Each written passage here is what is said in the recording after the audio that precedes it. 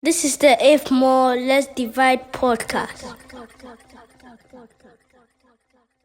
Welcome to the If More Let's Divide podcast. Excited for this episode. Excited for a new week. Excited for season 7. So far, so good. Hope you are enjoying this season.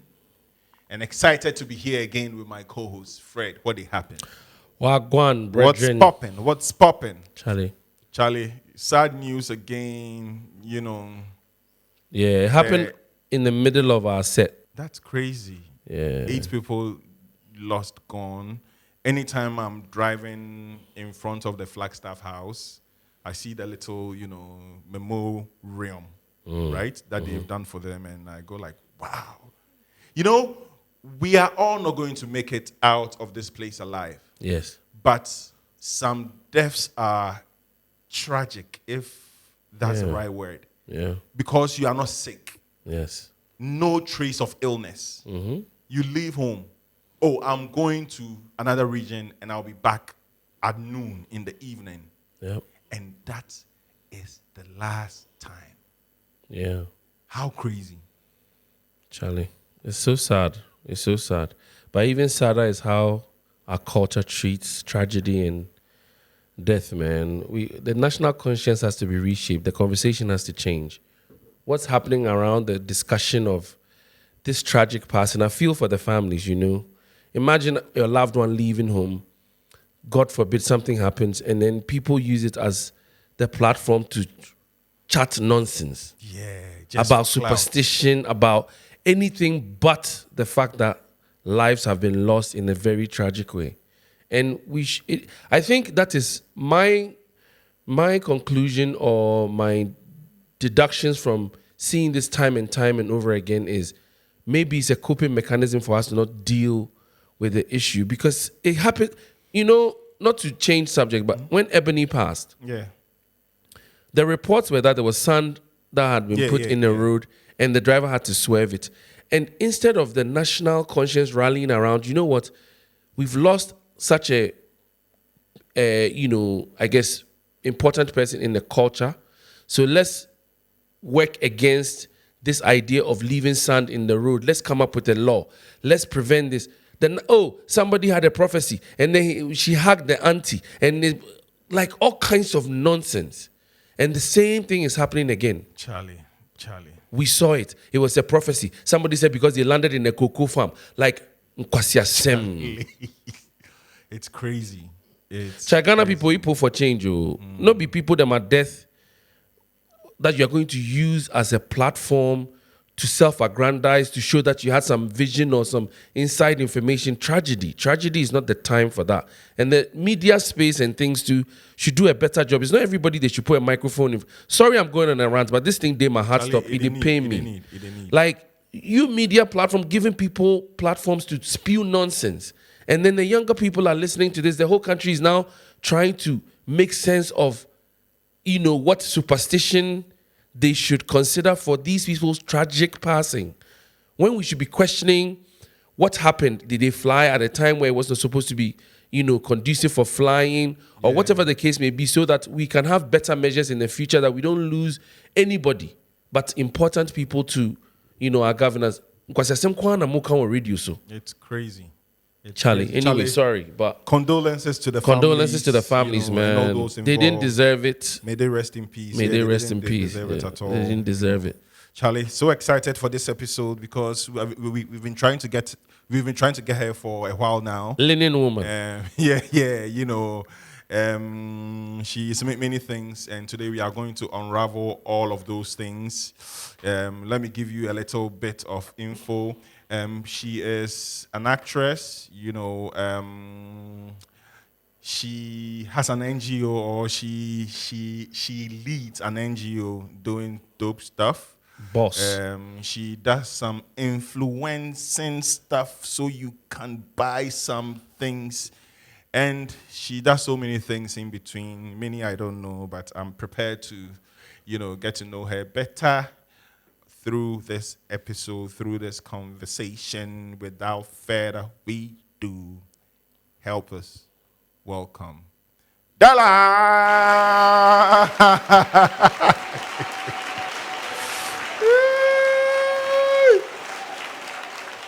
Dela, what's up? I am good. How are you? Charlie, we did. Your surname, Seade? Sade. Sade. It means a certain law. It's ewe. Yes. Se ade. Se But you don't ade. say se ade, you say sade. Sade. Yeah. It's Ewe. Yeah, it's ewe. And it means what? A certain law. A certain law or a certain rule. A certain law, a certain rule. And your middle name, Yawo. I'm a first. Is it Yawo or Yawo? Yawo. My dad says it's Yawo. So it's Yawo. But it should be Yawo. There is Yawo. There is Yawa. Yawa. Okay. There's Yao. Yeah. Then there's Yawo. Yawo. And Yeah. what does that mean? Thursday. Oh, Thursday. Yeah, oh, Thursday so, born. okay. Like Ya and all that. Okay, Yeah. Yeah. Okay. That's cool. But I think it is you have to localize Yawo. It's Yawo. I'm not saying that. It's not a fight. If I'm one person that doesn't like to do those anglicizing of their names, it's I'm one But person they who doesn't. like English. I speak. We'll get to it. I know that I'm going to clash with Dela a couple of times. Wait, during before this we start, interview. I told you this. It's been 2 years or more. How many years since 2020? What? 2021, 2022, 2023.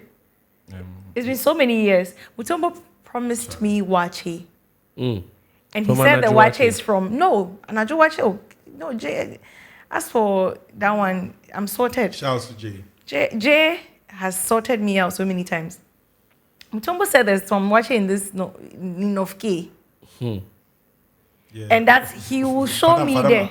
Father Mawachi. I don't. I'm so sorry. no, wait. You know what? You can't apologize your way out of this. What's going to happen is you're going to get me the watcher before we go ahead with this. Oh, please. That one there. Because now, Are they Yeah, okay? I beg you. I don't know. I go there, chair.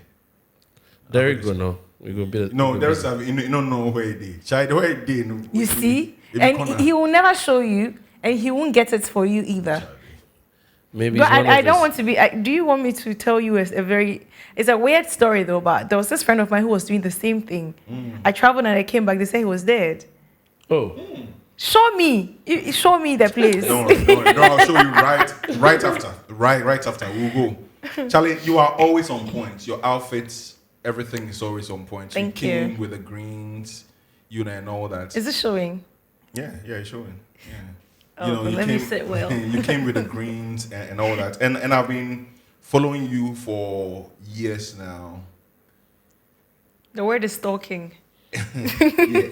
Are you, when you think of your journey, Yeah. what comes to you?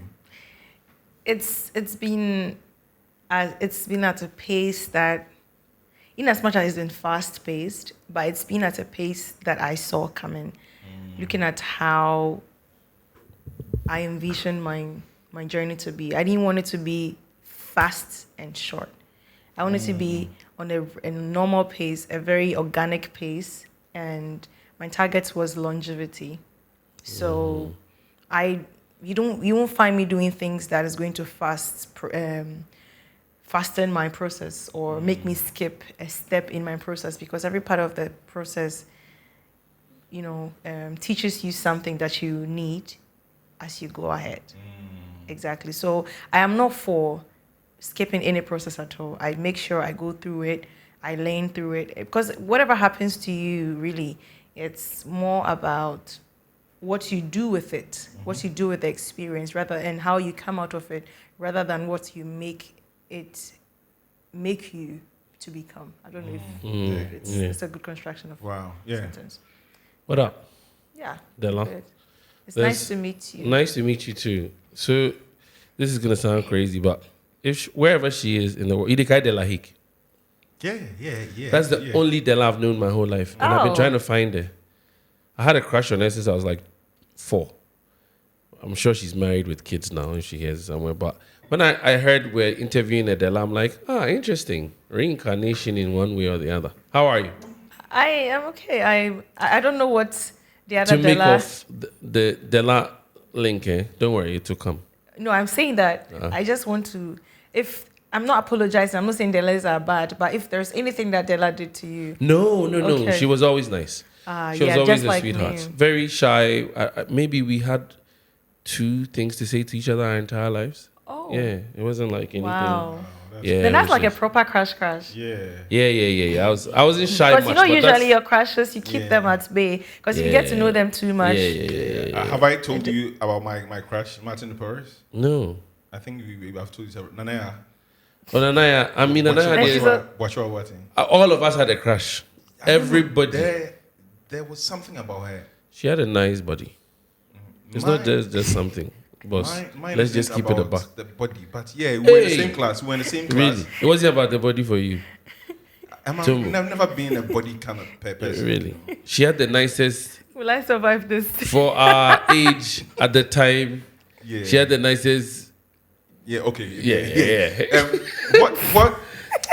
What is it for you first when you see someone? How do you get to like someone? Like the first time you, what do you look out for? First of all, I mean, there are maybe 2 or 3 things in different departments of what to look out for. Yeah. And the very first thing that I would see is a well put together human being. So when you say well put together. In terms of style. Presentation. Yeah, like I look at your shoe or maybe but usually your shoe. And Yeah, what growing you're up, I heard that a lot. Like women Yeah. will look at your shoes as a man first. and then your teeth. Okay. Yeah. If you have yellow in your teeth, it says so much about you. Wow. And if your shoes dirty, it also says so much. But about you. but you know we don't brush our teeth to make it whiter. We brush No, our I'm teeth. not saying yellow teeth. So the I'm saying if you have callus is plaques there, in your plaques. teeth, it says so much. It's like when you wake up in the morning, you really don't care about the Now I'm other checking. person. Yeah. No, because you know Yeah, your sure. appearance You is it's a form of I don't want to slap. self-respect. Yeah. It's a form of self-respect. Yeah. You know. Yeah. I don't think I've ever I left was the house watching without this brushing. thing. It appeared on my feed, like pop the balloon thing. Yeah. And a lady popped a guy's balloon or something. And they Over. asked the lady that why. I was like, his appearance, like Yeah. his shoe and all that. Yeah. And the lady asked the guy what he does, and they were doing the same, like military. He was in the same department, like doing the same thing. Like, oh, and the guy was like, so you are judging me based on how I my look. shoe today? I have hundreds of shoes home, and it's like, yeah, but I'm like, But of all the shoes you had at home, you chose this to come you in, know, meaning that's it be what stra- represents it you be- as it a be- person. It be stra. It be No, stra. but see, God looks at the heart. We human beings, you look at the appearance. you can't tell me. I can't see what is in your heart. I can't see what is in your head. So the first thing I'm looking out for is your appearance. Yeah. But aside from that, even if your appearance, like you are very well put together, which happens so many times that somebody's very well put together and they open their mouth and it's, Trash. you know, the still- baller at the Audome there. So it's not even close. Don't diss my hood, please. So, I mean, would you guys agree, maybe more to you, Dela, would you agree that there's no formula, though? Yeah, really, there isn't. Yeah, There like, isn't. I think it's more of sometimes your aura, the charisma that the person comes with. Because sometimes somebody can also be looking weird, but You talk to there's them. something about them that attracts you. Yeah. So Miss Malaika 2018, yes, you were part. What did that teach you? I think before I did Miss Malaika, I was at, I won't say my lowest, but Wow. I was at a point where I feel like I had so much potential that I wasn't tapping in. Because everybody sees you and they think you can do something. They think you have this. They think you have that. But I hadn't figured it out yet.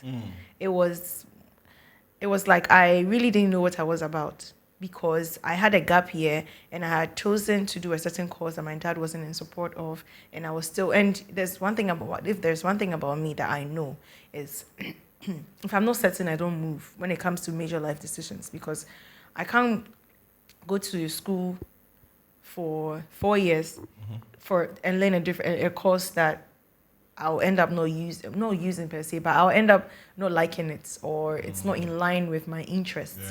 So I took like a gap year or two just because I need to figure things out. And I had age on my side, basically, because I was young. I think when I was in Malaika, how old was I? 20, 22? I've forgotten. Yeah, I've forgotten. But yeah, I wasn't in a hurry. I mean, I'm never in a hurry. Yeah, I'm never in a hurry. Even though life is short, I'm never in a hurry. And trust me, it gave me the confidence that I needed and the confidence that I have now. Even though I was confident, I didn't know that I was confident. It was when I went to Malaika, and I remember one of the diary sessions. We have these sessions called diary sessions, and then we meet the judges, we talk to them, and people were ahead of me. I went, and then they were like, "Oh, so you are the Dela?" And I'm like, "I am now coming. I don't know what you're talking about. I haven't met you, so why are you saying you are the Dela?" And I'm like, and then they go, "Everybody says you are their biggest competition." Meanwhile, I have been living my life. I went into that thing without any game plan. My goal was to find myself when I went to Malaika. It wasn't really about winning from, even though I would have loved to win. I just woke up. It was a very random decision I made. I remember calling my sister. She wasn't even in Ghana by then. I think she was in Nigeria also for some work trip. And I called her and was like, "Yeah, can you post my photos everywhere in your groups so that, I'll go to Malaika. And one thing about my parents, they will support you. Oh yeah, you want to go? That's fine. Because I feel like they trust us so much. They trust our upbringing. I don't know how they did it, but the kind of upbringing that I had, my parents trust us so much. It makes you not want to disappoint them. Of course. Exactly. So I didn't even have to consult them. It's usually me and my sisters. We are 3 girls, so I'm in the middle, and usually we discuss things amongst ourselves, and then we tell our parents, and that's it. So that was how I went, and then that was what it has done for me. Boosted my confidence. It made me really pivot my career. Yeah, because I didn't start out wanting to do any of what I'm doing now. Oh wow. Yeah. Wow. Just rolling back from your response to Mutombo about where your career trajectory has taken you. You mentioned something about you weren't sure, but you felt like everyone... Yes.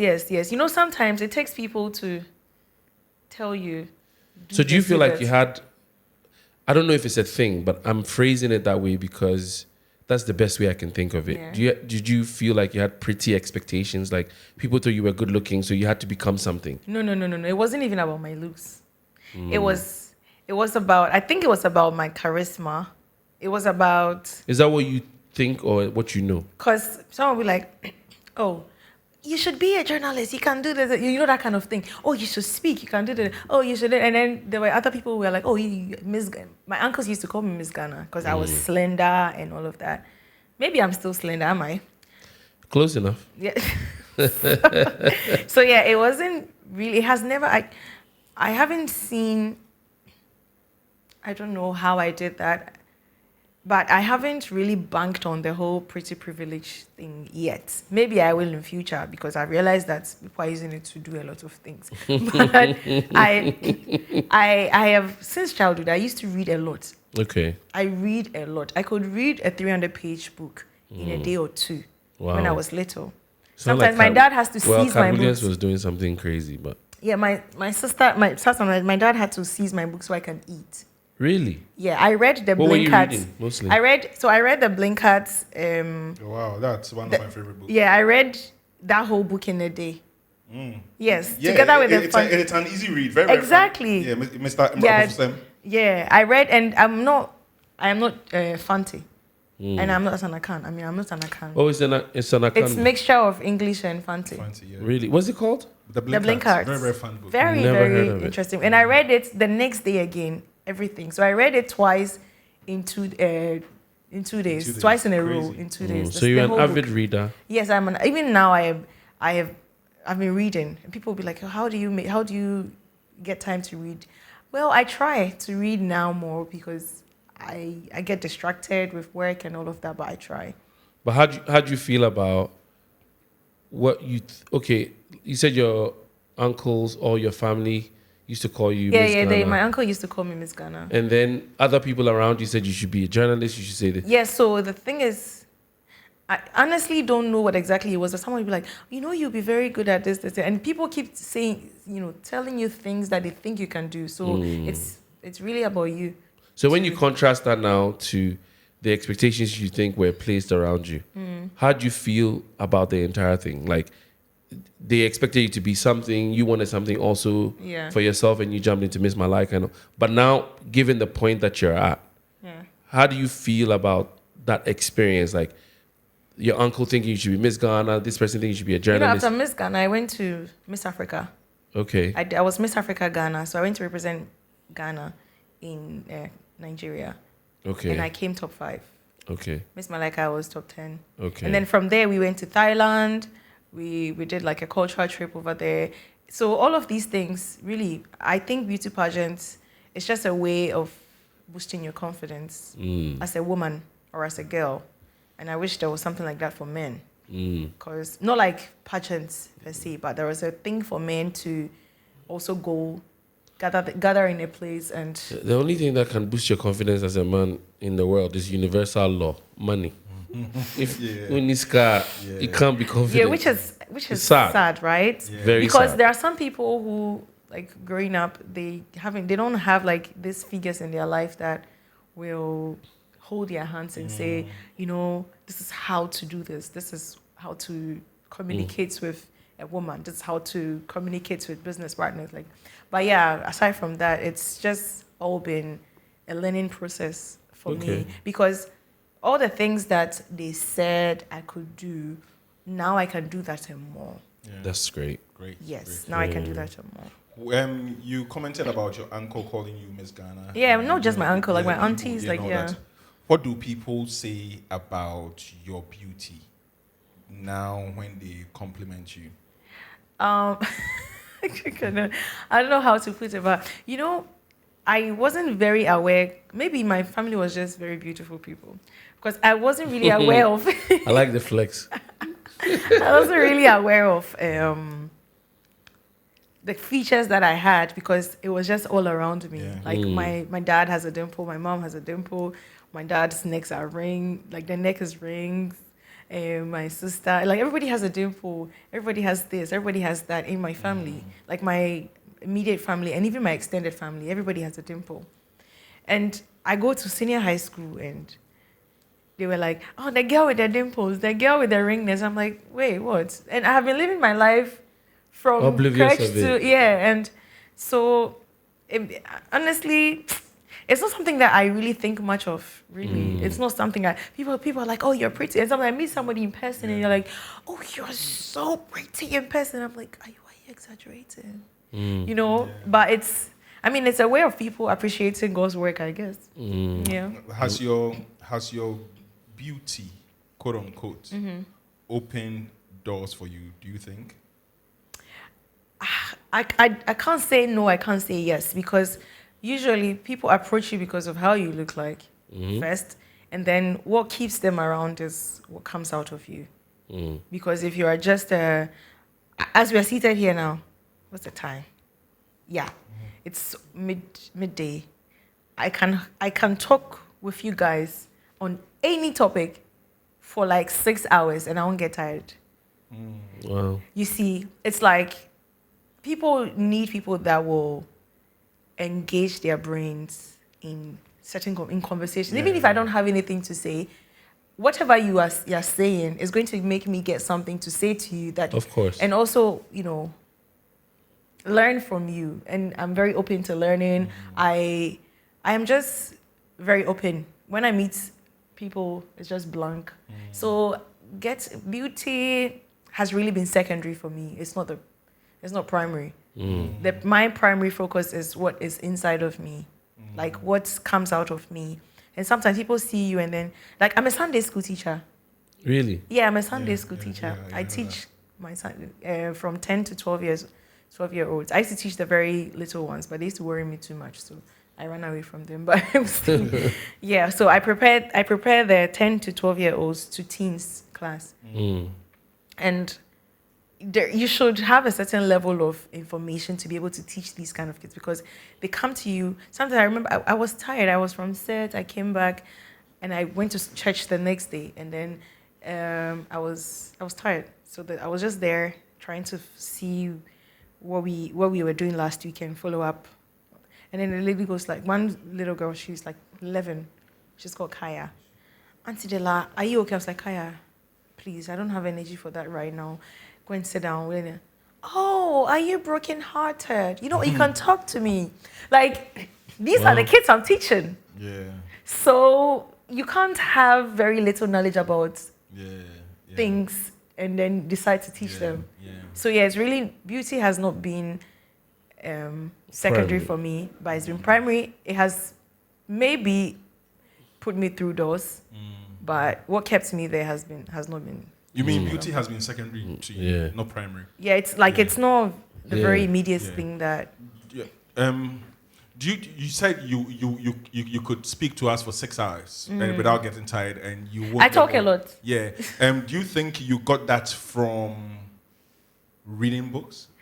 When you read a lot, you feel like you've lived a lot of lives, because sometimes you play scenarios and you think it is your life, but it's probably something that you read.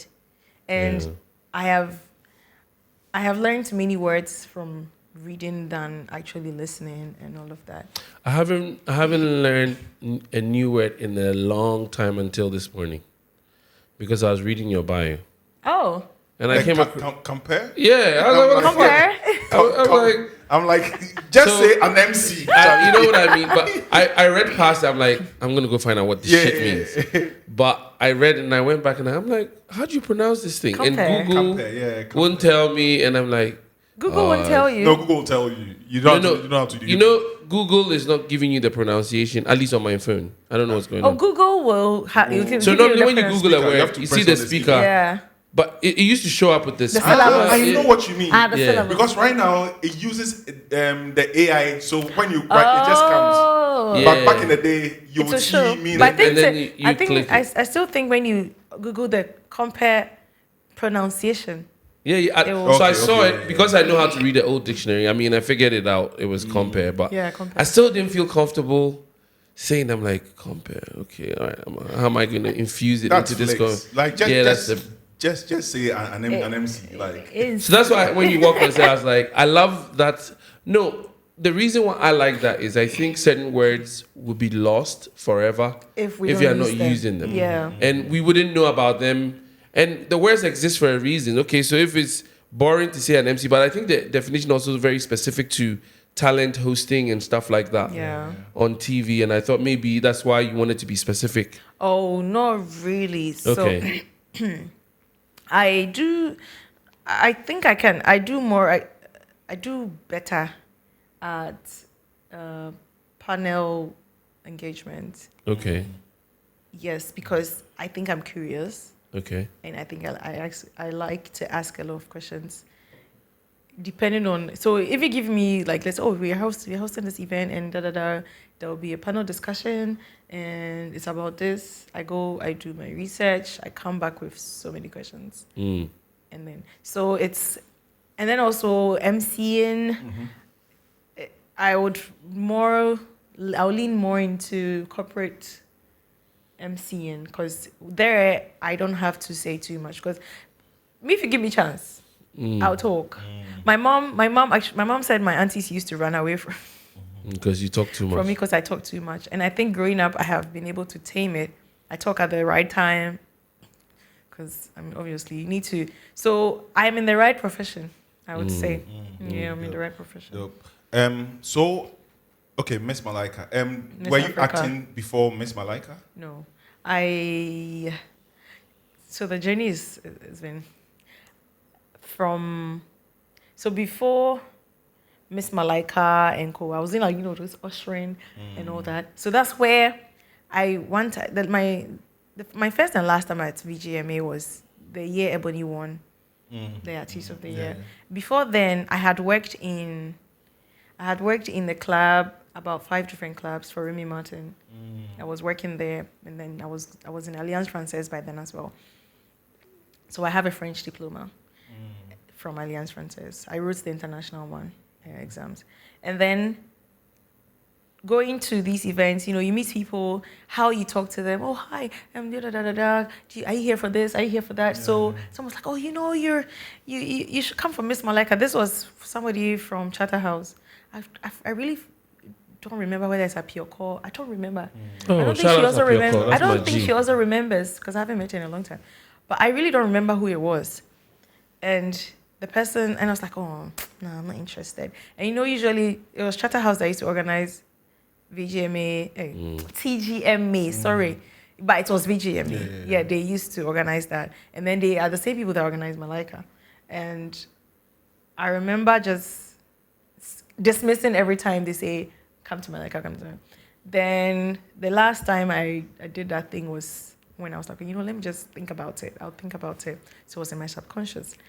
And then after that, I did Sugar for Kiddie.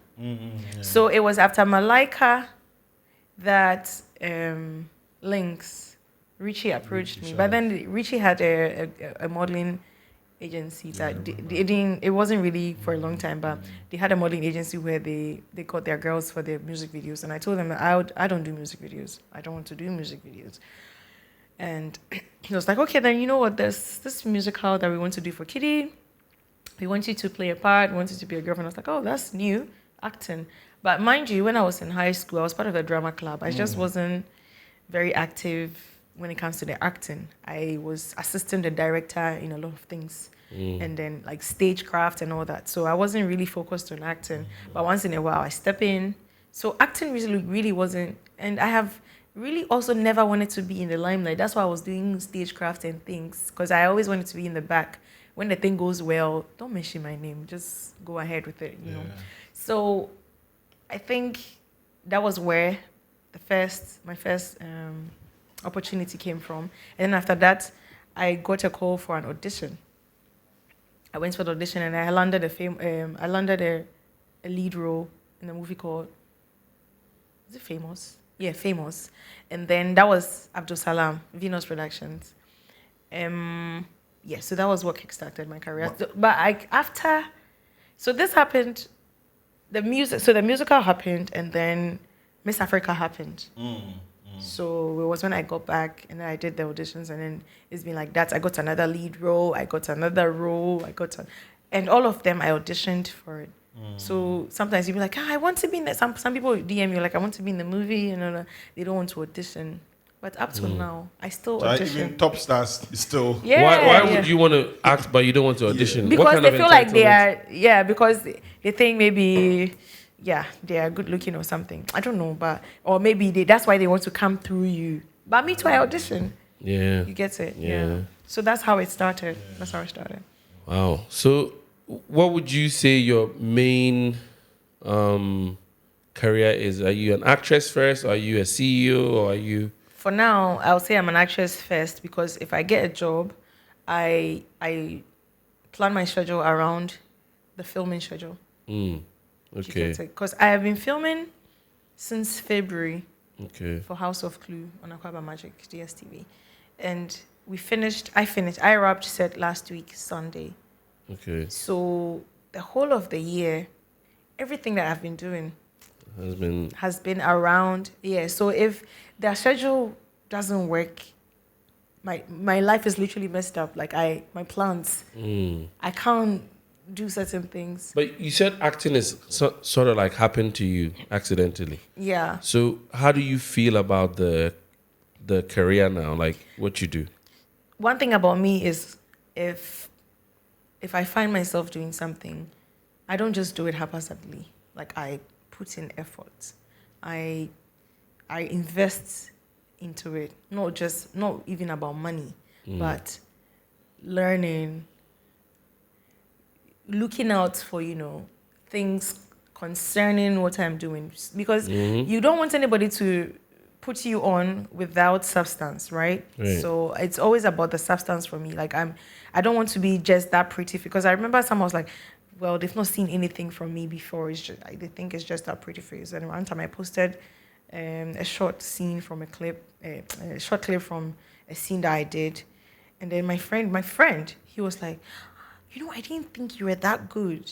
You see? So with me, it's rather a disadvantage for me that I have a nice face, quote unquote, because I'm always trying to prove that it's not just I've heard that before. the face, right? There is more to the face than just because it's just a face. Because, honest, trust me, there's been so many arguments about the fact that now it's only people with nice faces that they are putting on TV, like in the movies, and that the accent is not thing. good. I don't even want to. That's just funny to say that. Yeah, but we need nice faces, right? Yeah, but I'm also saying that to say that is to say that some people have talent and they are ugly, and they are not being given a chance. That's what they are trying to say. That's what they are implying. But I meant my question more so towards you personally. How do you feel about the job of acting? Like, oh yeah, I feel it. I feel it's a calling. Sorry, I feel it's a calling because there's been so many times where obviously I'm a Christian, and everybody knows that I don't hide that fact that I'm a Christian. Okay. I go on and on about God every time, every opportunity I get. And people really think that there's a contrast, right? Christianity, entertainment industry. How do you do it? How do you not clash? How do you not stain your values? How do you not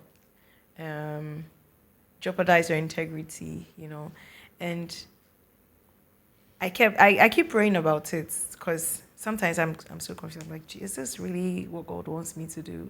But what's so bad about acting? It's not like you're doing porno. Oh, huh? Like no, it's not that. It's not the acting. If you're doing porn, porn there is immoral. I enjoy it, but it's immoral. I really don't think so. You see the problem I have with you? No, seriously, and I can back this up. I really don't think that porn is wrong to do.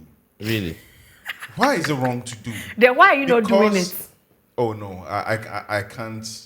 I can't. Why? I am a 1 minute man. But who said they are not 1 minute people? It's on stage. But Dela, okay, so to what you said, your morals, your values, and your religion, spirituality, and all that. I mean, like Fred said, you are acting. Like, yes, but you've forgotten that I told you that it's only God who looks at the heart. Okay. Human beings, they deal with what they see. Like, okay. I remember Ajeti Anand saying that he was at the mall and then one little boy was trying to get close to him. Then the mother sacked the boy. Was like, hey, he's a bad person. Like, because he did push her in Things We Do for Love. And he was the bad one. But that's ignorance. Yeah, that's what ignorance. I'm saying. That's ignorance. The entertainment industry is not really friendly to, it's not been seen as friendly to Christians. It's smeared. Exactly, because people do all sorts of things that they think that once you are there, you are automatically going to be initiated into it. But it's, like you said, ignorance, because everybody has a persona, everybody does things their way. And I am of the notion that nobody can really make you do something you don't want to do unless there's a gun to your head or like a knife to your face that will slit your throat. Everything that everybody's doing, they are adults. They know what they are doing. They have it in them. They want to do it at some point, but they only need the push. A little bit of push. Yes. I mean, I'm very much not the guy on the side of wokeness, but some people would say coercion can happen. When you're in an environment where you feel like, I lean with your thought process, but I can also see the other side where if you're in an environment where you're trying to thrive and you don't have many options and you feel like compelled to do something in order for you to be successful, then there can be exploitation in that kind of setting. Yes. But even then, like you said, at some point you can choose to walk away from this situation, because it's not like you guys are glued to the set or anything. But more importantly, I want to ask you about your religion and the work. I want to extend the question a little bit. Faith. Is it something that, should have an influence on your career choice? So when you read the Bible, it says that we should occupy. Jesus said we should go and occupy. So it doesn't necessarily. It's really so. One thing I keep telling people too is that religion is a way to tame the human being, because God has given us our will. We can do anything that we. Because if we can't do anything that we want, like God will turn everybody to Christian or to Muslim, or like God will turn Free will. Exactly, but God has given us a free will, and religion came to tame it a bit, because you can see what is happening in the world right now. People have a free will and they're doing all sorts of things that even the devil will be shocked. So it's Booyaka. yeah. So like your faith is different from your religion. Trust me, like your faith that you have in God is different from the whole religion. We are being religious. Every religion has their teaching, but we all believe in God, right? That's what differentiates. Except atheists. That's what differentiates this religion from that religion, is the teachings. And if you think about it, and you think about how Jesus said we should occupy, that means we can be anything: politicians, entertainment, whatever. But when you listen to the teachings that your religion is asking, like it's your religion has instilled in you, there are things that you are restricted from doing. For example, and I stand to be corrected, Christians are allowed to marry one. Muslims are allowed to marry more than, but there's a clause, right? They said if you can love them all equally. But Jesus came to this earth, and he came to live like us. He didn't even marry. And people make that argument that even Jesus didn't marry, But in the beginning, before Jesus came, God gave Adam a helper. And that's what religion instilled as marriage. Do you get it? Yeah. So there are people who are on this earth who have been saying that, okay, they have partners and helpers, but they won't marry. And I feel their marriage was to make you discipline, right? Structure. Exactly. Yeah. And society is getting to a point where we don't like structure, like especially the Gen Zs. I'm a Gen Z, but I am the most millennial.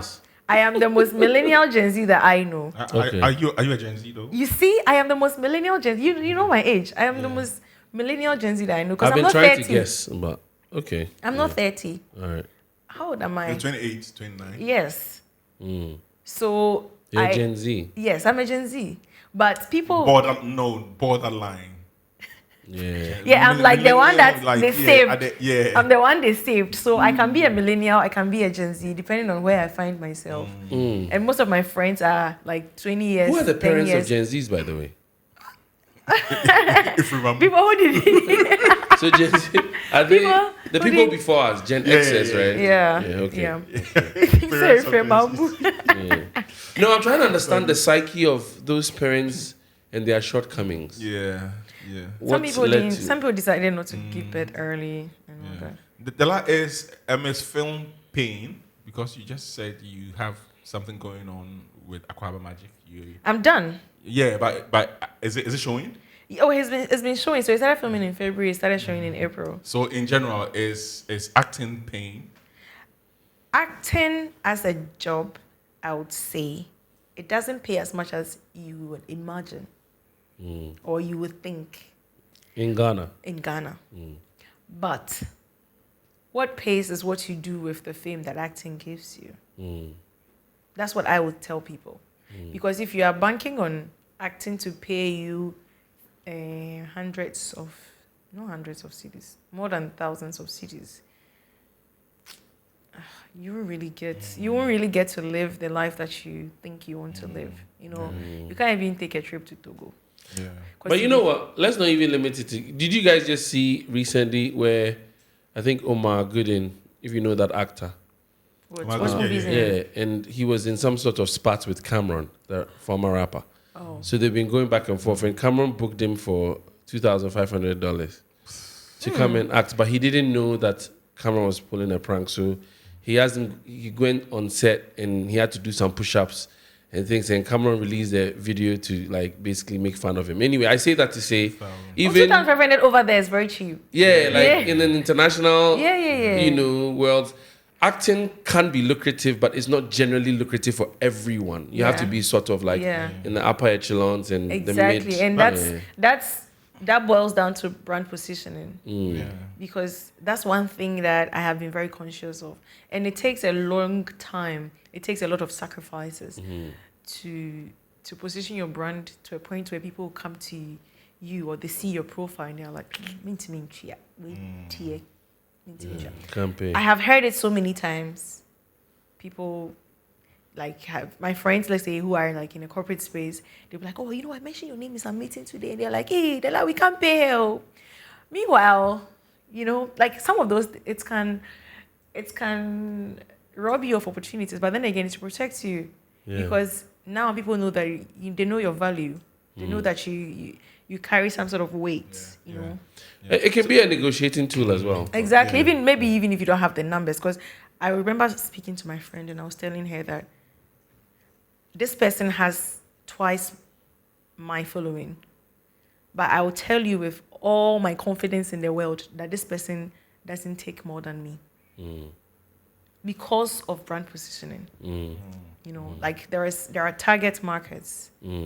It's marketing. It's all marketing. So what are some of, you said acting doesn't really pay, but it's how you position yourself with the fame that you are getting from being on the screen. It's not fame per se, but like the exposure. So what are some of the things that you think acting has brought? So it's easy for you to market yourself as an influencer, if you're an actor. It's easy because people know your face associated with maybe a certain show or something that they've seen, and then they are like, oh yeah, people will look for her. If people will buy whatever she recommends because she's this, she's that, and then also it teaches you public speaking because you're always in front of the camera. And there are people as well in the room with you. It's sometimes some of the dialogues from acting. It's also like when you're reading, it teaches you different forms of English, like different ways to speak. It's so you can enter into MCing, public speaking, and if you are a reader, it's also a plus. But I honestly have a problem with actors who don't read. Because sometimes it's telling. The English is telling. And I'm not an English madam, but... I hate bad English. Exactly, I hate bad English. Like, I remember there was this time we were... Please stop saying sedis. Sedis? Sedis. Oh, CDs. It's been that since we were kids. 50 sedis, please. Sedis. I'm like, where the hell did you guys come up with this new stuffs? Yeah. There was stuff. But stuffs. It actually depends on. It's not stuffs. There's no stuffs. No, but stuff is singular and plural on its own. Oh, so you are part of the stuff. No, but I've never said stuffs in my life. But I think that in some phrases or sentences, stuffs can work. Does it sound right? No, it doesn't sound right. Bring me my stuffs. It will never work. Wow. It will never work. We have so many things to touch on. Have you ever kissed anyone on set? Oh yeah, several times. Like real kiss? Is it proper kiss? Yeah, it's proper kiss. Then wait. So it's they can't do acting. I make ready. So is it a proper kiss? Yes, it is. Do you know you see, them? you have to be professional about it because me, to the best of my knowledge, I will not be kissing somebody on sets and I'll be putting my tongue in their mouth and all that. It's a bit gross. It can get gross. But acting is make-believe. I've seen movies where the actors didn't kiss, but you never know. The thing was here. Here. No, so acting. So you've kissed someone on set? Yeah. Is it difficult? Because you just meet a random person. People think it's the most fun thing. Yeah, you just meet a random person and you put your lip on their lip. Yeah. and then No, I think they have to If warm you up. put it that way, you warm up into it. You don't just meet the You don't just person. know Like them, let's say, pa, for pa, pa. example, No, but the it- series that I shot the series where I was married to someone. Obviously, you're married. You do what married people do, right? And I didn't start kissing the person from day one on set because that's why I think some of these foreign productions, they try to make the people, like, even sometimes have vacations together and everything to build Create that some- chemistry. Like, let's say, let's go for lunch, let's go for dinner, let's talk, let's get to know each other. Because some of the things you can't force, and one of them is chemistry. There's not that you can't fake it. Like, it's a show. Yeah. And there are some people too that it just comes naturally because maybe you know them already, or like they are just charismatic. Like they make you feel comfortable. They don't make you feel stupid for. I think there are I'll some be people, a great actor. No, because there are some people that make it awkward for you. Yeah. We are acting. We are supposed to kiss, and then I am coming to kiss you, and you've done your face like I don't know. So imagine the person you are kissing, your husband, is that person you described at the beginning of this episode. Someone with, plaques and all that, The director won't do that to you. I mean, The director won't do that. this That's why there's person is a audition. great actor. That's why there's audition. This person is well known, but let's say he has halitosis. The person will be self-aware, but then sometimes that's why there's audition, because you look out for all these things. If the director notices that the person has halitosis, Dela, why would they give the person that part of the script? There's so many things to do. Let me break this This is down. worst case scenario. Let me break this down. We are This is all different people, and we all have our flaws. We all have something about us. It could be extreme, it could not be extreme. There is a top actor who, let's say, has halitosis. The person will not even think Why are you about fighting it? the person will not even think about acting as a profession. Let's say, Because sometimes with acting, like a person needs to come close to you and Yeah. talk to you in your face. No, but Dela, and then it will show on my face. There's one thing about me. you no, but Dela, in that case, would you just kill your mind and just do it? I can't. It will look very forced and fake, and I'll tell the director that I can't. I'll tell the director before it That even means gets there. they have to start everything afresh. No, Change.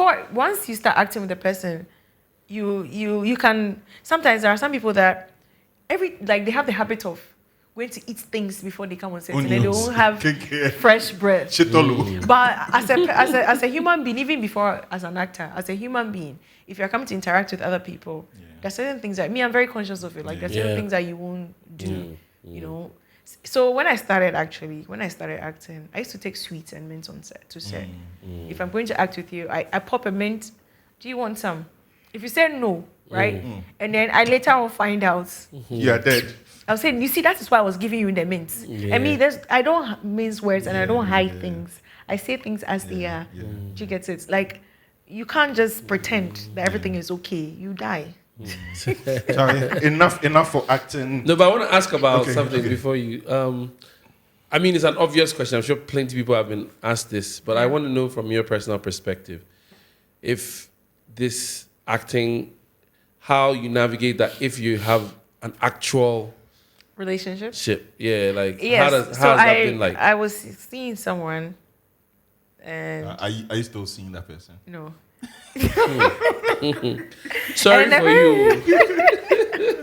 And the person said, I'll never watch your stuff. And I'm like, I don't have a problem with that if that's how you're going to navigate. But the first conversation that I have with anybody who wants to get into a relationship with me is, I am an actress. Can you stand that? Because your friends will send you videos. Your friends will send But you they chew your clips. mouth. Exactly. Like your friends, some of them can be insensitive because already dating an actor is hard. Me, I won't date an actor. Not because I can't, but because I don't want to date anybody in my space. Like in the public space. I'm thinking about the future. I'm busy. You're busy. I may not be available always. If we have children, So you need a stay-at-home dad. No, not stay at home. No. Like somebody that will be able to connect with the kids on so many levels that even if I am not there, at least even if I'm not there, there is a way that we'll manage this that will, make us two apart from our kids. And also, like, the kids need at least somebody, like a figure, a parent, not even just a father figure, but like one of the parents should be available, even though in alternative fashion, no. Exactly, in alternative fashion, not because. Sorry, I want to ask her this before we go on. So this thing has actually been in my mind since you said it about acting a role and you were in a relationship. Yeah. So, from your perspective, creatively, do you think that you can portray a loving marriage on film without making it physical? You think it's possible? Yeah, it is. It is. It is. Okay. It's so why isn't it done more often? No, because sometimes the writing. Yeah, the story. Yeah, also, sometimes the writing, because there are. I mean, even in normal human relationships, like you can be very close to people, you don't even hear from them in weeks, months, but you call them and there are kind of things that you talk about. It shows that you guys have a connection. Yeah. Of course. You get it. So it's like when you come from work, probably there's a scene where you come from work, he's seated, you come, you hug, you probably give him a peck, or you rub his chin, or you rub his hair. Like it shows that you're endearing, right? You don't necessarily have to always kiss the person. Yeah. You see, so sometimes we, the actors, sometimes we rewrite our scripts on, because sometimes we're like, and he kissed, I remember I had this scene where I was married to somebody and I crashed in a couch and the person was coming to wake me up and they said the person should give me like a kiss, or a peg or a kiss or anything. Jigga man has put his tongue in my mouth. Just to wake you up. To wake me up. Hey, this nigga. This week. This is not Your wake me alarm. up. I was so upset, and that was my first day on set. Wow. No snooze. And that was my first day on set, and it was That's a film. aggressive. It wasn't serious; it was a film, because films take shorter times. Sorry, I'm not trying to laugh at your expense, but I'm just trying to imagine somebody they couch inside your first Hey. Make I put my tongue where my. That's Pure so alarm. extra. Alarm. It's very extra, you see. So me, I went to the director that I don't like what he did. What's the meaning of that? and my thing is, so for me, right, personally, like every woman that I've been in a relationship with would tell you, I hate to kiss. Oh. Yeah, I Why? don't like like to kisser. kiss. No, I mean, I don't like to kiss. Why? And so I am, and I've said it on the podcast several times, and when it comes to me and my body, I'm so insecure. Now it's better, right? I'm so insecure. But talking about acting, there's someone you don't know, and it still beats That's me. why No, I think it's your personality that's making it very difficult yeah, for and you to you grasp. put your tongue inside them, and you don't know what they But have. inside them is. You have to clarify. No. Please, let's not turn this conversation to something else. Like it's like. Do you sometimes like are there checks? Are there checks? Are there tests? I think you in know, advanced productions, like for something no, like because you can't.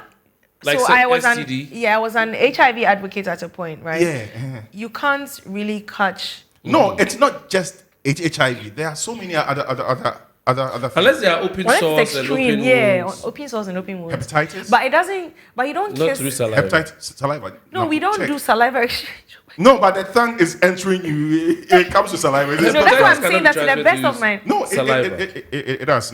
Number one, like fluid. It's on blood. Hepatitis. Really? Yeah. No, but you see the thing. Me Is with mine hepatitis is. curable? It depends whether chronic or acute. That's why people take the shots, right? Yeah. It lasts for 10 years. Yeah. Yeah. Wow, your profession is crazy. Yeah, it is. And you're a Christian. Yeah. Before we go, we want to talk about the Black Sheep Foundation. Yeah. Yes. But before we get there, you just made mention, but has there been a time on set where you've been angry?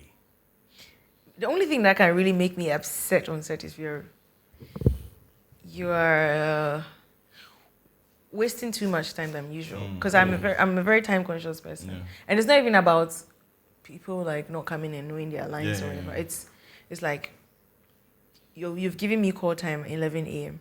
I usually show up like if it's not exactly 11, show up before that. Yeah. And you get on set and the crew is not on set. director is not on set, actors not on set. And I have tried all these years. I have been trying so hard for them not to change me. But what do we have? Like you always feel stupid for showing up. Our society is very unprofessional. Exactly. And it's not just in your field too. Exactly. So it's like when it happens like that, it's like you're wasting my time because you end up shooting late till 2 a.m., 3 a.m. because of your lateness. Yeah. So now I got to a point at some part of some production that I was on. If they give call time at 11 a.m., I call the production assistant and I'm like, tell me if it is an hour for you to need me. Like for me to go on set because for me to shoot, because I can't come and sit there and spend 6 hours just sitting around. There are so many times where you even forget, you're out of it because I come on set as the person that I'm playing. Usually that's what I do. I remember when I was playing the married woman, I have a ring, right? It's only when I close from set that I even put the ring on my right. So when I'm coming on set, before I leave the house, I put the ring on my left. My mind, I'm a married woman, and I'm going to see my husband. You have to immerse yourself in the role.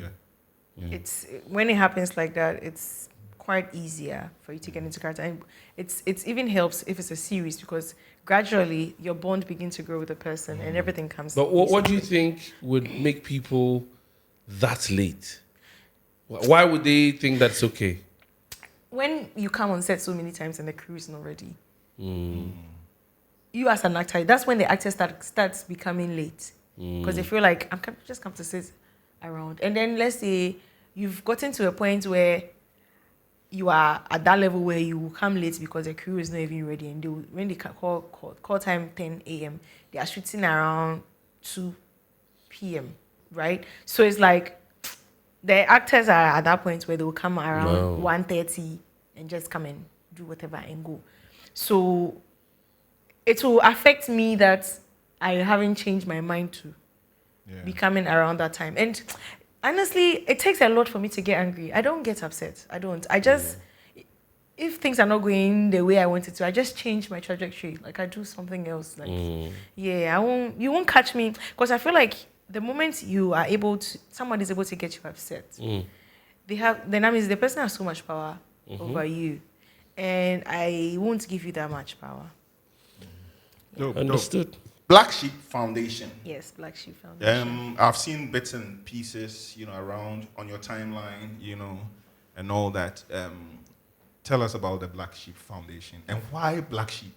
First of all, I'm not the founder. So the name is not my responsibility. Okay. No, but don't you have an idea about the name Black Sheep? No, I'm saying that you are saying why, and I'm like, first of all, I'm not the founder. It's founded by a couple of black sheeps, basically. The people that when you see them, you think they're up to no good. Like in our society, the ones that have their hair in a certain way, they dress in a certain way, they have things on their body, but they are the sweetest human beings you ever meet. So nice. So they are my friends. And let me say this. I'm a Christian, but my friends, most of my friends don't care for whatever. No religion. Most of my friends don't care for, they are Christians, but they are not, I am very immersive, like I am very spiritual, but they are the ones that will go to church and come and sit there, and then that's the end of the day. Like they do whatever they want. And I'm not in the business of judging people because I'm not Jesus Christ's assistant, right? So these are the kind of people that I found around me. So they came, they're like, we want you to be CEO, we want you to represent this foundation. And I don't have a foundation. And usually, when beauty pageant people, when they finish, everybody wants to start a foundation. Usually it's for if you want to advance in your pageant career, or if you want to advance in this whole, I would say it's settings. If you are not passionate about it, it becomes settings. And if it's not something too that hits close to home that you are going to tackle, then I don't know why you're doing it, because it becomes like a chore. So it becomes like, because going out to solicit for funds to help other people, you'll be thinking, why would I not do that for myself? And yes. So Black Sheep Foundation came about, and I've become CEO. It's been there, I think, a year before I came, and we are in our second year since I took over. Almost second year, not second year. We adopt foundations. We adopt orphanages. We've currently adopted one orphanage. The kids are living with HIV. There are over 60 kids from living with HIV. Yeah, from very little in Accra. Yeah. Oh, wow. Yeah, they're in Accra. Over 60 of them. Some of them are in uni. Some of them are like very little. Then they have HIV and they are living. So what the orphanage does is to take their monthly antiretroviral drugs for them. And all they need is, it's called Motherly Love Foundation. And all they need is Motherly Love Orphanage. Why do I keep saying foundation? Yeah. And all they need is support, food, clothes. If there's money, yes, but they don't explicitly ask you for money. And then we recently did a school uniform project where we collaborated with another foundation, and then we give kids in 2 schools uniforms. When we're going, we made food. So we fed about almost 1,000 of the kids because there are 2 schools together. We got sponsorship and everything. So it's like, these are kind of things that we do. We are currently going to donate 2 boreholes to 2 villages in Asamankasi area, and I mean it's a lot. Like it's hard work because you have good intentions, and there are people who are also in for profit. There are people who also make your work very hard. Like these borehole people, I've told them that I'll spell their name everywhere. I'll mention their name, but we paid them. And mind you, some of these, like their founders, right? They are using this as their CSR. So when it comes to funding some of the projects, they see it as basic stuff. All they need for you to do is maybe if you have to get like clothes, shoes, and all that, you can organize that. But we pay these borehole guys. We pay them almost 70% of the money to contract 2 boreholes, and it's supposed to be done within 2 weeks. Okay. And we paid them last December. We're supposed to donate it before Christmas. What? Before Christmas. You still don't have it, I assume. We still don't have it. We have just That's one. crazy. We have But just why don't one. you want to put them on blast? And I wanted to do that, but the founders keep saying, "Oh, we don't want drama around." Oh, this what is and drama I was about telling this? them, so How I do you told them, protect the okay, rest of the public from criminals? thank you. Yeah. And you see, the guy is an actor. Charlie. You see, and Take he my came shoe. to me. He came to me and was like, "Oh, Take my shoe. I want, like this is my side gig, and I know the acting job doesn't pay, so I'm like, let me support you, right?" And then, Oh, Charlie, this. yeah, and I have regretted so much. Right now, I don't even want to talk to him. 6 weeks. No, 2 weeks to now. It's over over 8 8 months. Yes, it's almost a year, It's right? crazy, And yeah. do you know what's even mind-boggling? We solicited for people to bring clothes, shoes, whatever they had. Do you know that things are still there? No. We turned on the fan in the storeroom just to keep the things from spoiling. And every 3 months, we go and spread the things for air to pass through. Get somebody else. And then we paid him. He should refund? No. So we have a lawyer on the team. And I told this lawyer, this is it. It's either you guys take care of it or I'm going to the police station. And they're like, "Oh, don't worry, we'll take care of it." They went to do boys. Like Charlie, you know what? You make you sort the thing out. Then they'll forget about this one. It already happened, so you make you sort. And then I told them that, see, serve this guy. We'll take him to court. I even went as far as looking for. I went to national security because it was frustrating. But I mean, national security is extreme. Like I was just speaking to someone there to help me find a way out of this because it seems like he's not bothered. Yeah. Do you get it? And recently, it's just one. And the one, if you see it, even when we close, I'll show it to you. It's sad, though. It's people like these that make the work difficult because if we had, and the villagers, they're always calling me. Yeah. Every single week, I receive a call from their chief or something because it's like you've got to promise them and Yeah. That's crazy. yes. And it's a standing in the way of so many other projects because I'm like, if we don't do this, we can't move on to this. That's sad. Yeah, but that's what crazy. CEO job is about. Why do you think your friends made you the CEO? I don't know, maybe, I mean, they came and they're like, they think I'm capable of heading their foundation because, one, I think they were looking for somebody who doesn't have too much drama out there for them. And then also because I have a track record of being in the pageants, and they think usually these pageants girlies are the ones that head these foundations. And then also I'm an actor, and getting into rooms may be less difficult for me than a regular person. Like, the perks, these are all the perks that comes with being in the public eye.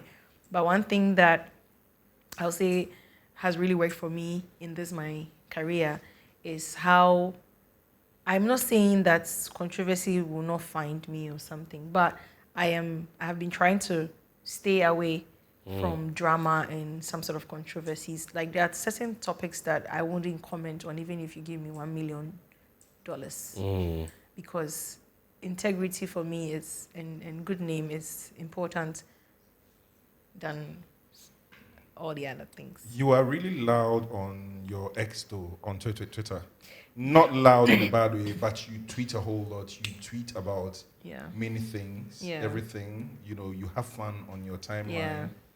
Has that gotten you into any drama? And I'm not talking about acting. No drama, no, because like I said, I have things that I talk about. There are things that when you see from me, unless they put me in bottle, because you never see me tweet about certain things.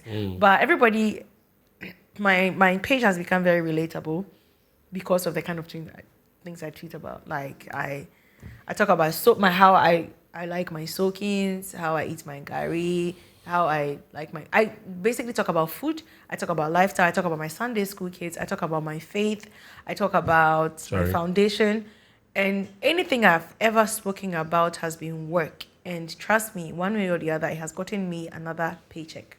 Yeah, because if you are relatable, brands also, look out for people who post relatable stuff, because that's the only way to reach the audience. So Black Sheep, talk a little bit more about it in terms of the impact that you're trying to have on the community and stuff. What do you feel has to happen for you guys to be more impactful, or as impactful as you intend to be? I think if people are more sincere, because there was a recent issue where we funded someone's project as a collaboration, and the person was not entirely honest with us. And then I'm like, hi, can I get an invoice of so and so and so, and what we did, because what we went to see is different from what you came to tell us. And then the person felt attacked. If you knew your job as a CEO, this would have passed you, and da-da-da. Yes. So much for trusting, you. So if people could be more sincere, and the world really needs more love, because there are so many times where people are not sincere, in the sense that I have reached out to you. Oh, I'm going to do this. Should I send my proposal? Can you give me your email? I call you. Oh, send the proposal. I send it. You don't reply my email. I WhatsApp you. Oh, I sent you the proposal. Yeah, I'll check and get back to you. I call you. Oh, I'll check and get back to you. Oh, I am not doing it for myself. Yeah. Do you get it? And you are in the position to help me. So if you can't, just say that currently we don't have the capacity for that. And maybe in future, like, tell me. Be sincere, If people are more sincere. I think Ghanaians are averse to honesty and being direct for some reason. I don't know. Be direct. It really helps both of us. Because I've experienced it quite a bit, where you ask somebody something, instead of them telling you the direct answer of no, or I can't do it now, they'll say, you get that a lot. I'll check and get back to you. It's crazy. Another thing that I think we all care about is that may be related to your organization, street hawking. Yeah. You see a lot of kids. One time, I used to go to Accra quite early in the morning, And I always see these street hawkers, and my mind is always going around solution. Like, what will be this? Even if we all complain and say the government should do something, what do we want the government to do? And I see a kid like by the streets, they're pooping right there in the middle of the road. They're in destitute positions. From the experience of the work that you do, if you had the opportunity to bring like a solution to some of the challenges that we face with, homelessness, children on the streets, especially children, like the young, as for adults, let them do what they want to do. But with the kids being brought up in this kind of environment where they are street hawking and they're becoming used to that life as a lifestyle, what would you say or propose as a solution to take them? It's huge. Yeah. Okay. Now, I recently discovered that there's this place, this is New Fadama. Mm-hmm. When they go for the people from the village, I'll help you, I'll do this. They take them to New Fadama. And that place is like a whole community on its own. They have their way of life, they have their own actors, they have their own music they listen to. And this is Accra. Where's New Fadama? And they pay They pay rent per day. Like I think it was 20 cedis per day or so. So if you come back and you've not paid, like it's like it's a community on its own, and these people don't think they need help. Okay.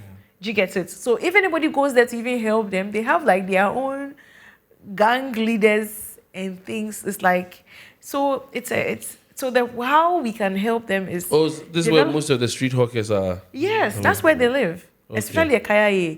If you take them out, they go back there. Yeah. People take them out, they take them to school, but they still go back.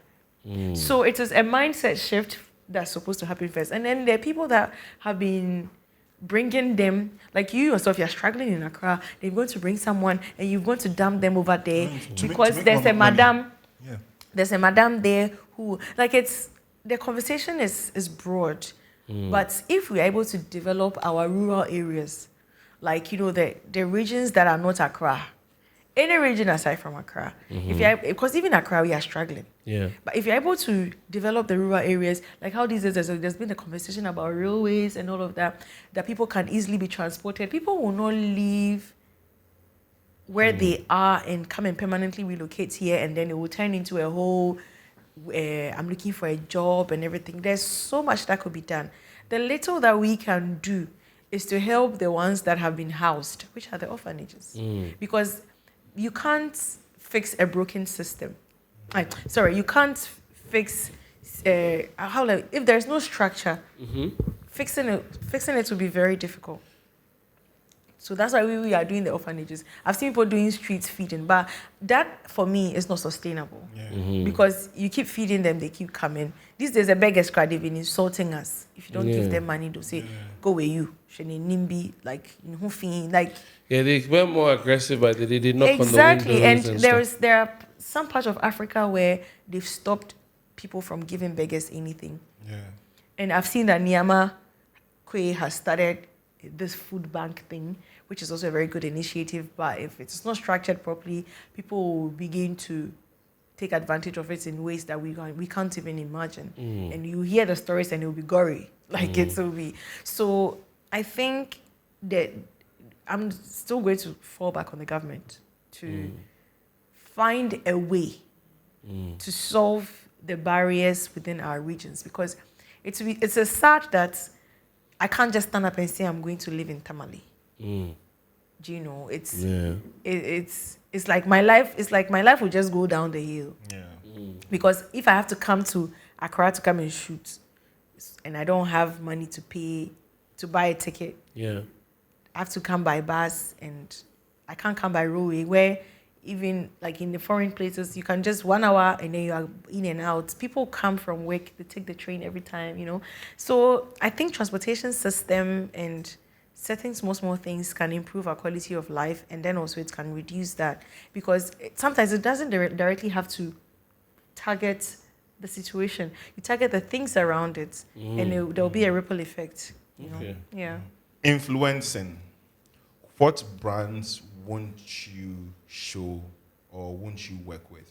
Because I see you always doing it, you have your own way. Yeah. Like, doing it, but still getting it in our faces. And quite recently, you were working with Rexona? Yeah, Rexona. Yeah, Rexona and all that. You have done, stuff for so many brands, in the past, and you're still doing it. What makes you pick this brand over that brand, or what makes you not pick that brand over this brand? It's all in line with the way I want my brand to be seen, and the way I want to be talked about when I'm not in the room. And it has to also align with what I do as a person, because the moment you take it out of your personal brand, or like who you are as a person, it becomes so much work, because then you're not able to really express yourself, because it's like, yeah, I'm doing it for the bag, so let me just do it. But I don't drink, so I don't promote alcoholic brands. I don't drink. You don't even drink wine? No. Wow. I don't drink alcohol at all, and I don't know what I'm missing. And I don't No want to know. wine, And no I don't want. nothing. And I don't want to know what I'm missing either. Like, it's just something I didn't grow up seeing my parents do. This is how socialization works, right? You didn't see your parents doing it. You don't do it. Like, there are certain foods that you don't eat because they didn't start cooking it in the house. Some people don't like sushi because and you get it. But like some of the things, because of socialization, you are doing them. But socialization hasn't made me start drinking. I don't think I want to work with any alcoholic. Yeah, I've had so many. The bag? Oh, I've had so many. There was this one time I was telling my sister that, like, this one's like some 30K. Yeah. I didn't do it. Yeah, I didn't do it. Is it like an inherent thing against alcohol, or is just because you don't No, drink? it's just because I don't drink. I don't know how I'm going to promote that. No, but if they go like, okay, you're not supposed to drink. No, this, I but won't do you will it. showcase. I don't you'll drink. Put it on your page for us. No, I and don't. We're going to give you a bag. No, I don't. Really? And there's no way any brand will tell you that I don't drink it. Like Rexona, like this, there was. Hey, am I even allowed to say? But like, yeah, there was a specific part in the brief that says that it has to touch your skin. Yeah, on camera, it has to touch your skin. You get it? So there's no brand that will say that promote something for them that you don't use. Pomade, like, the skincare, if it is bleaching cream and those, I've had those slim people, because I work out, they'll be like, oh, can you promote this tea? I'm like, no, I don't drink it, so I'm not doing it. I can promote other tea like Lipton and all the others, Dilma, Wilma, Roy, whatever. But if it is, the tea will make you slim, I'm not promoting that. You're promoting kidney failure. So I've always, let me be honest, I've been a bit, what's the word I'm looking for? Maybe snobbish or dismissive of influencing, because of what I saw of it initially. It didn't seem like a legitimate way for somebody to connect. But as it's evolved, and as the world has evolved, and our media landscape and everything has changed, you can see how the different personalities with their different approach to marketing and branding things has like a permanent place in the advertising, world. And so for someone like you, how do you try to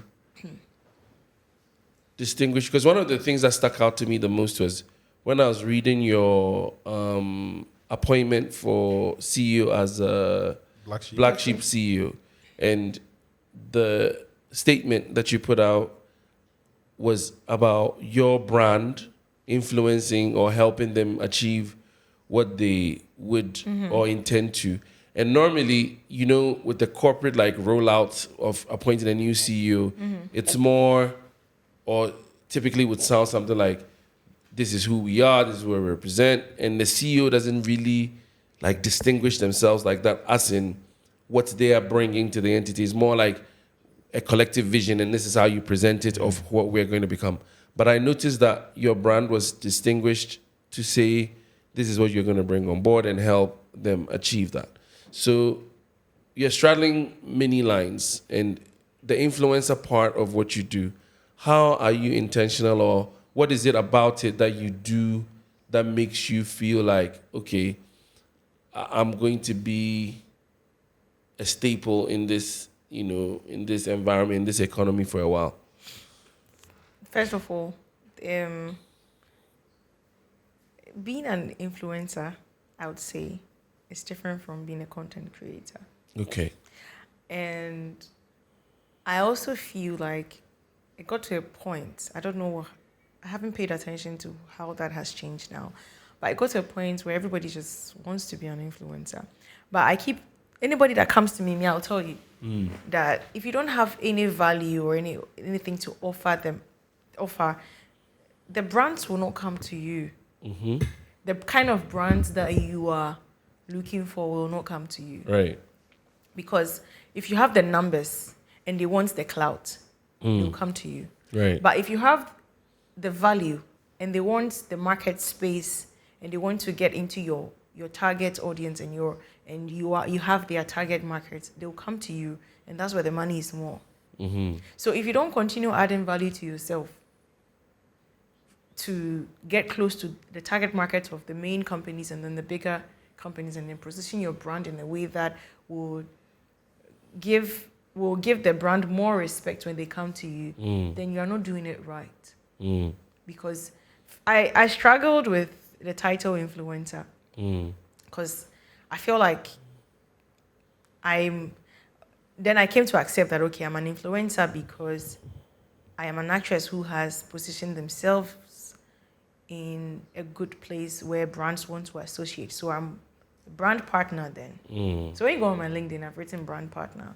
Okay. Because I partner with brands to elevate their face, whether they like it or yes. Yeah. I am a brand on my own, and they also want to be associated with me, because you wouldn't come to me in the first place if you didn't see any value in me. Right. So that's what the influencer space is struggling with right now. People just are there, they live there. Obviously, you need to live your lives, but people they just do things anyhow anyway, and then they want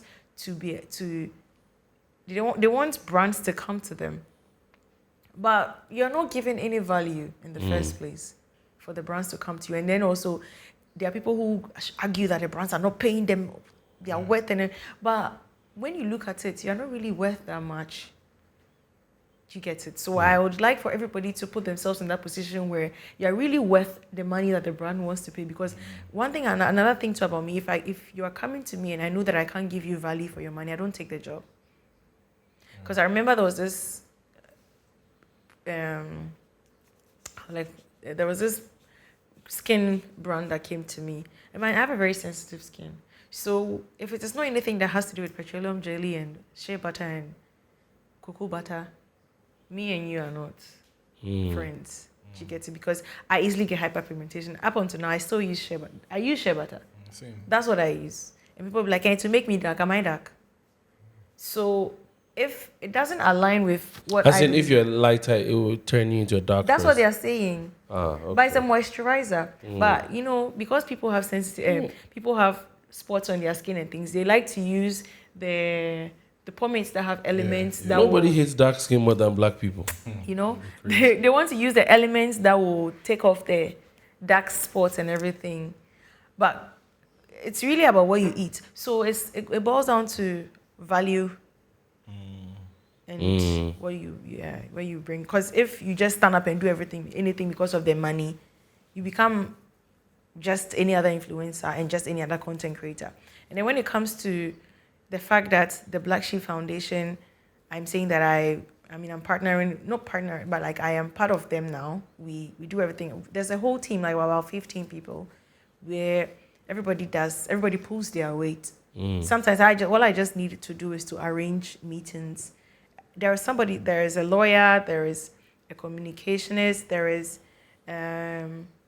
volunteers, and there are people who prepare our documents and stuff, accountants and all that. So I'll be like, okay, this is the brief. I'm giving you this brief. Prepare a proposal for me. I have a meeting so and so day.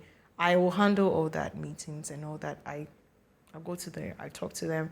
There was this instance where I went to a company and they would have just given me products.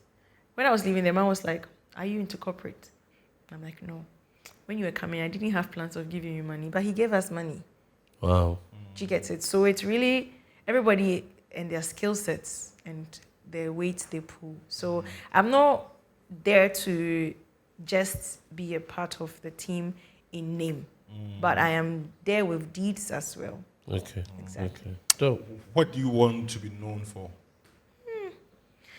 I want to get to this point where, you know how when you were growing up, your parents will use certain women as an example for you, you know.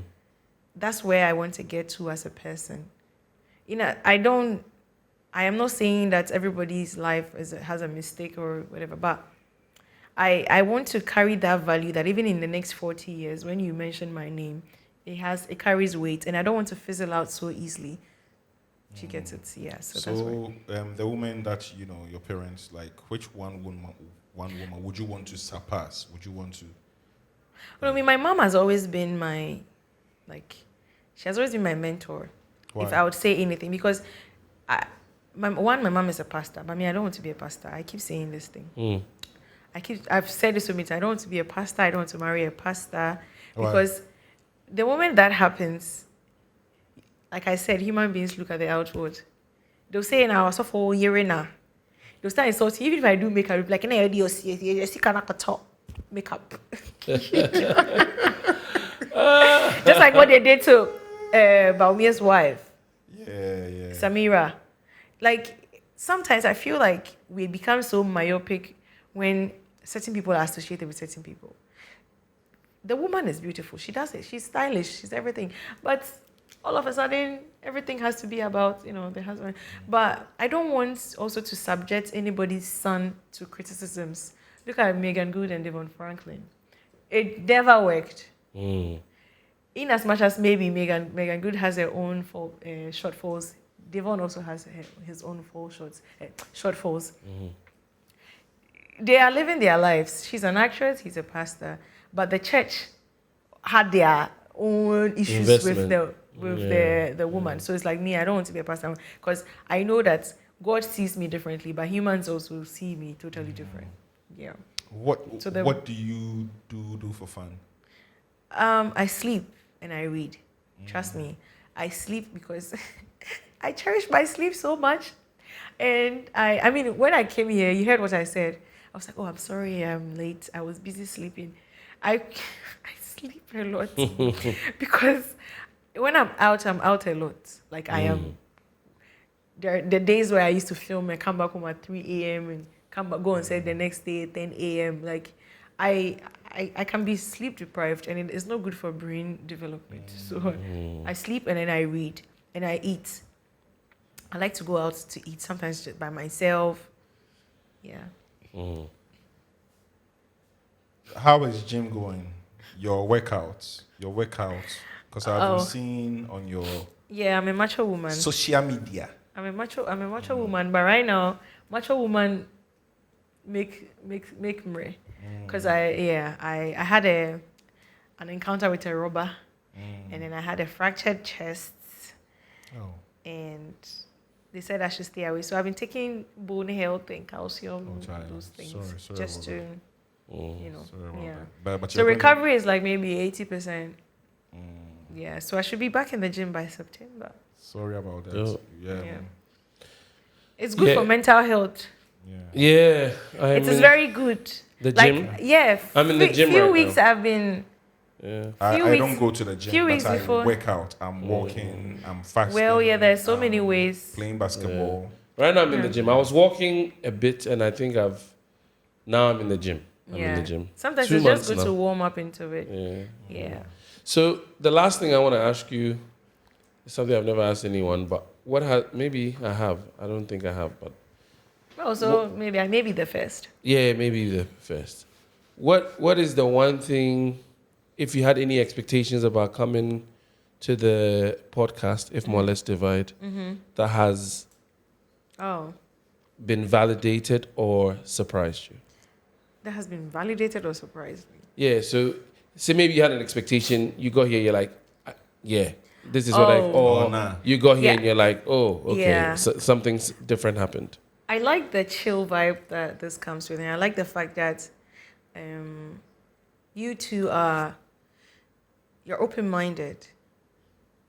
I don't know about him, but Just because of the watch it, you release this watch he's not it. an honest person because he promised me watch it 2 years ago. But I mean, from the very first conversation I have with Mutombo, he is somebody that you would want to talk to, and this vibe is not forced. Yeah, it's not forced. I hate podcasts where you come and then have you ever seen me on any podcast?